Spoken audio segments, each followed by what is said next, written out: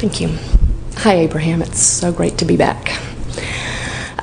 You've touched a little bit on meditation earlier today, and I've tried it several times in the past, and for the various reasons didn't keep with it, and I've been doing it lately. And I know you've said before that, you can't get it wrong, but sometimes I don't feel like I'm doing it right. Does that make sense? What's your reason for wanting to meditate? I want to feel good all the time. I want to be connected to my source energy. I want to feel that connection. I want to feel it when I'm not meditating. I want to feel that all the time.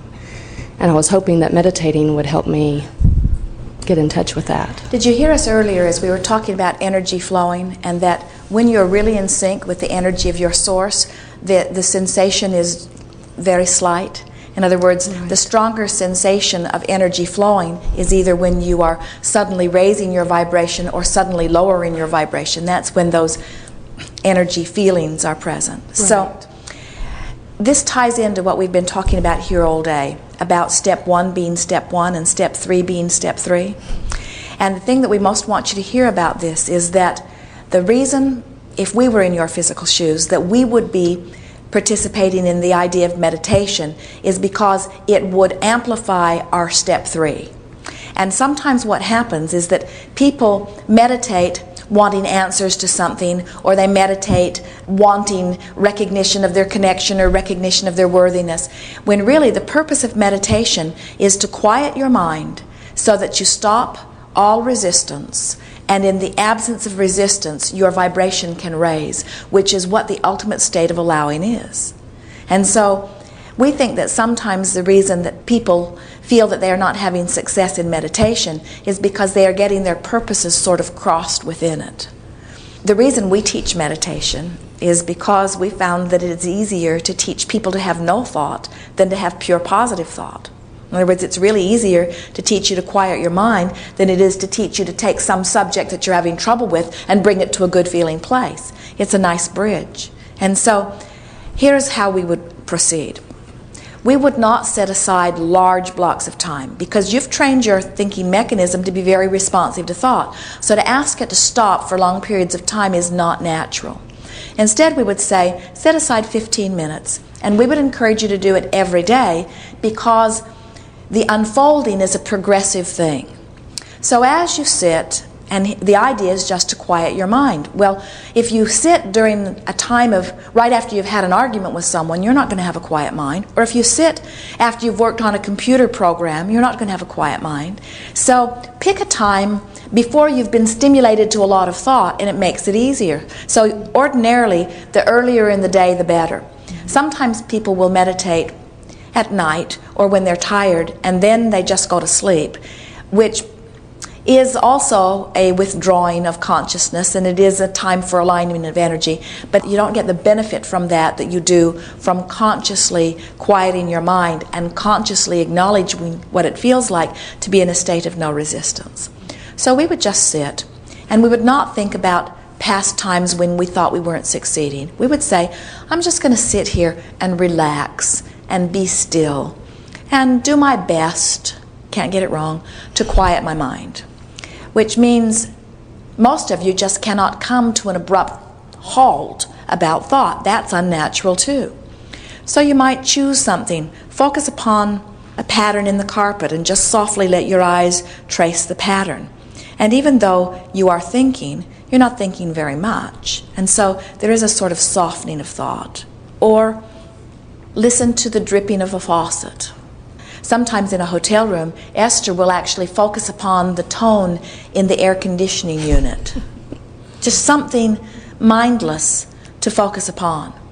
And as you do that, you will begin to feel a state of detachment. Now, you might sit there for 13 or 14 minutes and not feel that state of detachment, but even a few seconds of finding it is really enough, especially in the beginning. I guess I don't know if I'm doing it right. Because I'm not sure what I'm supposed to be feeling. The sensation is one of detachment. We have to give this to you because we can feel it from your energy as we are visiting. You're very well connected. And the advantage that Esther had when she sat for her first meditation is that she had not meditated before, and she had not been listening to any tapes that had connected her to source energy either. And so there was quite a sensational difference between the thought and the non-thought that was really recognizable to her, so she could really feel that she had shifted in some way. Where those like you who have been listening to our recordings and others who have done a very good job of aligning to your source energy, when you sit and quiet your mind and align to your source energy, there might not be a strong differentiation in the feeling between where you were and where you now are. Okay. And so that's why we say just relax and acknowledge that you are in this place of a quieted mind. Something that is also beneficial, especially if it is during the day when you are not likely to fall asleep, is put yourself in a prone position on a bed and just pretend that the mattress is absorbing you. Or pretend that you are on a flying carpet and feel the sensation of it. In other words, pretend that the carpet is on the floor and it's not yet flying. And put yourself on it, and then imagine, feel for it, lifting off the floor. Sometimes, especially when you are at the place that you are, where you have been in the vibration of your source long enough, sometimes focusing upon something like that can further your sensation if that's what you are wanting. Meditation is a tool for alignment, and using it for a workshop to create, now we would call it a workshop for creating, not meditation. And we think understanding what the purpose and reason for it is will serve you.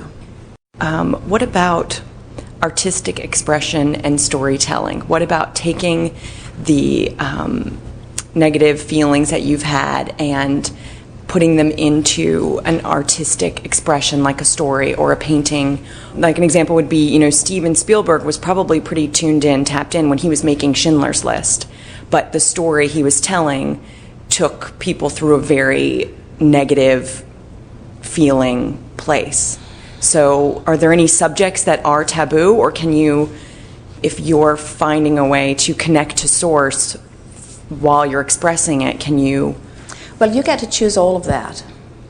In other words, sometimes we hear Jerry and Esther wondering why someone would want to play football when they're going to get out there and really get beat up pretty good. And yet there is something about the overall experience that causes them not to focus upon that part. For a long time in the artistic realm, in your physical environment, people have discovered the value of pathos. In other words, most artists want to cause people to feel something. And there is a big movement about that in your environment, because there are a lot of people that are not feeling very much. When one or even large portions of your population find themselves desiring things that they don't believe, then there is discord within them that is pretty uncomfortable. And they've discovered that by de-emphasizing desire, they can bring themselves into a place of feeling better, but in the process, they de-emphasize their ability to feel also. And it is human nature to want to feel. You are born with this guidance system within you. So that's why a scary movie or a tragic movie or some sort of violence, something that's happening to someone else, not you, can sometimes feel like an attractive experience. In other words, people will go into a theater feeling pretty good. The movie will take them to a place of horror or tragedy, which feels awful, and then the movie will bring them back to a place of feeling better, and they feel like there's been some exercise or some value in the movement. And that's why movie makers have become such a big part of your economy today, and that's why the movie theaters are filled with so many people. The thing that we would say about all of that is, it felt to us as if you were asking more than one question here, and so we want to address this question first. If you are a participant in some of these dramas, and you are reaching for insight that makes your part very believable by conjuring or reactivating from your past experiences, for example, remembering something that really made you sad so that you can authentically cry, then what's that overall experience for you? In other words, what does that do to the vibrational patterns within you? And we say, well, of course it's affecting your vibration. Right. But if you are an actor using a skill to achieve an end result to achieve an end result. In other words, if you are a well-connected, tuned-in, tapped-in actor who wants to have success and who wants to be believed and who has found this process for doing it, that's far different than being that person that was back there crying in that time. And so we would not worry about your vibration. Okay. First, we would like to say to you that you cannot get it wrong. And we are not in any way wanting to sound as if we are criticizing any of the movie makers. Some of them deserve criticism. It's okay, Abraham. When we talk about the virtual reality that holds you in a place where you are conjuring images that cause emotions to run within you, that's pretty powerful pre-paving. And when millions of people are sitting in theaters and for an hour or two are brought to this place of vision and sensation and feeling, it is affecting your future reality. In other words, people are all the time questioning this. Is art imitating life, or is life imitating art? And we say, in many cases, especially in your well-connected society, your art is pre-paving your future experience. Now there's all kinds of art. In other words, it is adding balance to the whole, and every individual has the option about what they participate in or not. But it is rare to find a person sitting and deliberately conjuring their future experience. It is common to see a person sitting in a theater observing and conjuring a future experience, you see. So what we are saying is, if we were a maker of movies and we were wanting to uplift the time-space reality, we would make good-feeling movies. Right. But even in things that are uplifting, like the Sarah books are uplifting, but there is a conflict in the story. There is a point at which Sarah is not feeling good, in which she is distraught, and then she learns how to take herself out of it. Excuse me. And any story that starts with, and the birds were chirping and everybody was happy, and everybody was happy, and there's no story. You know what I mean? Like, and they lived happily ever after. Well, that's the end of the that's story. What they've that's why you come forth into this life experience. In other words, we've been talking about that contrast all day, that the contrast causes the desire, and then the desire causes the summoning of the energy. And if the next part is left out, which is now you have this desire, you must get into alignment of allowing it. If that part is left out, then nothing really very much has been accomplished. Encouraging someone to a desire that they don't know how to allow is not as helpful as encouraging someone to a desire and then helping them to understand how to get into the place of allowing it. And many movies do that. You're right. Many movies do that. They help you to help you to ask the question, and then they help you to find the resolution. Yes. All the good stories Yes. do that. Okay. Thank you. Yes, indeed. Yes, indeed.